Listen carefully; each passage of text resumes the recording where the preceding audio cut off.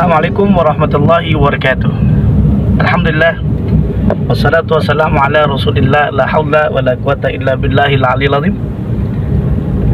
Kawan-kawan yang dimuliakan oleh Allah Subhanahu wa taala, ternyata wahyu yang pertama kali diturunkan Allah kepada Nabi Muhammad SAW yaitu tentang bacalah, yaitu tentang Iqra, bacalah. Iqra bismi rabbikal ladzi khalaq. Nah, ternyata makna Iqra ini bisa kita terjemahkan tidak hanya menyebut nama Tuhanmu yang telah menciptakan, tapi juga dimaknai Iqra itu bukan hanya belajar ilmu umum, tapi juga Iqra bisa memiliki belajar ilmu agama dan ilmu umum. Abdurrahman bin Auf memaknai Iqra ini bacalah alam semesta ini, maka dia pahami membacanya itu untuk membaca pasar. Ketika Abdurrahman bin Auf ditawari harta dari orang terkaya di Madinah, Abdurrahman bin Auf tidak mau. Diberikan istri yang tercantik pun tidak mau. Maunya hanya diantarkan ke pasar. Ternyata ketika datang ke pasar, dia melakukan bacalah kitab alam semesta, termasuk dia melaksanakan ATM, amati tiru modifikasi, sebagaimana juga dikisahkan Imam Hajar Al-Asqalani ketika belajar di salah satu lembaga pendidikan, diantaranya agak sulit untuk menerima ilmu, kemudian dia terinspirasi dengan alam, terinspirasi ketika lari ke gua, rembesan air bisa menetesi, bisa merembes, menetes ke batu yang sangat sederhana. Air itu benda cair, batu adalah benda padat. Ternyata bisa meluluhkan, bisa membolongkan benda cair menjadi benda padat, itu bisa bolong. Ternyata terinspirasi dengan belajar sampai akhirnya Imam Hajar Al-Asqalani membuahkan karya kitabnya yang sangat fenomenal, yaitu Bulughul Maram. Nah, kawanku yang dimuliakan oleh Allah Subhanahu wa taala, termasuk juga kalau kita lihat tentang belajar, siapapun kita belajar pasti bisa.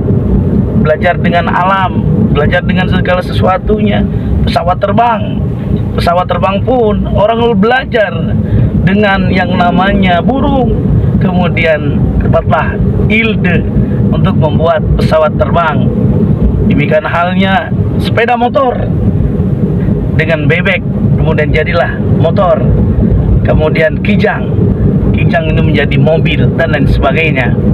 Bacalah Iqra, hendaklah kita bisa melihat, bisa mulia, laki-laki, perempuan, bukan karena segala sesuatu yang menyebabkannya dia mulia, diantaranya adalah orang mulia karena iman dan dia berilmu. Bahkan diangkat derajatnya oleh Allah Subhanahu wa taala. Yarfa'illahu alladhina amanu minkum walladzina utul ilma darajat. Maka Allah angkat derajat orang yang berilmu pengetahuan beberapa derajat. Konsep belajar ini dengan siapa saja. Bisa belajar dengan guru, bisa belajar dengan alam. Dalam Al-Quran nyatakan, apalah takilun. Apakah kamu tidak berpikir? Apakah kamu tidak merenung dengan proses penciptaan? Apalah tatadabbarun, sehingga bisa kita belajar.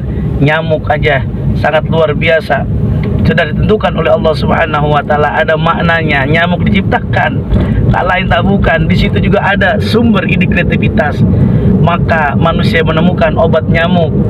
Nah, ternyata dengan obat nyamuk itulah muncul, dibuka yang namanya rekrutmen tenaga kerja terhadap perusahaan nyamuk. Bukan hanya satu, bahkan mungkin lebih dari puluhan obat nyamuk, sehingga karyawan bisa luar biasa. Apalah takilun, semuanya segala sesuatu itu ada hikmahnya. Kita sukses bisa belajar dengan kitab, kita bisa belajar dengan alam semesta. Dengan kitab berarti memiliki mana dengan Al-Quranul Karim, dengan kitab-kitab yang lainnya, bahkan juga dengan buku-buku. Maka orang yang sukses, belajarlah dengan orang yang sukses. Orang yang berhasil, belajarlah dengan dia berhasil. Maka ada buku yang menarik, orang bisa menginspirasi orang lain adalah salah satu kesuksesan yang sangat luar biasa. Inilah yang disampaikan oleh Stephen Covey dalam bukunya tadi, The 8 Habits. Di antaranya diinspirasikan, cari inspirasi diri Anda dan inspirasikan kepada orang lain. Oleh karenanya, siapapun kita, kalau kita berusaha bersungguh-sungguh, pasti dia akan dapat. Man jadda wajada. Barang siapa bersungguh-sungguh pasti dapat. Boleh jadi ada orang yang stres karena kenapa? Ketika dia era pandemi seperti ini, masa pandemi seperti ini, akhirnya dia dipecat. Tapi ternyata karena dia belajar dengan alam, dia belajar kitab, dia belajar dengan semesta, dia dapat ide, dia lihat ternyata dapat ide tersebut, dia melaksanakannya sesuatu yang luar biasa.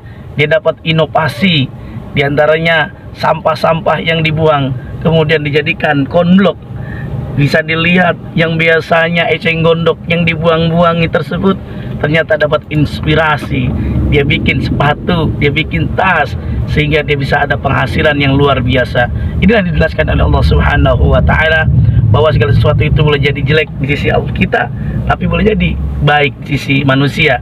Bahkan Allah Maha mengetahui, wallahu ya'lamu wa antum la ta'lamu. Yakinlah segala sesuatu itu pasti ada ujian dari Allah Subhanahu wa Ta'ala.